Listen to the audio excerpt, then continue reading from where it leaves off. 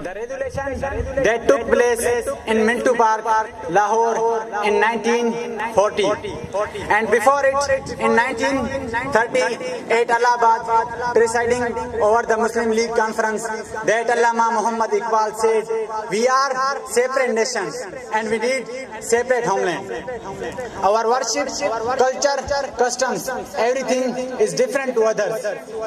And Pakistan is a free state. And seventh, we should be thankful and obliged to Allah Almighty who gifted this Municipal and most gracious Mr. President and my dear fellows, Assalamu alaikum.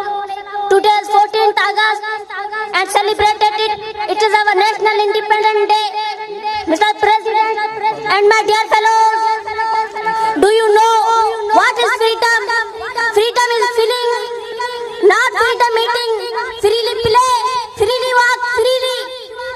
Freedom is call that you can do whatever want you can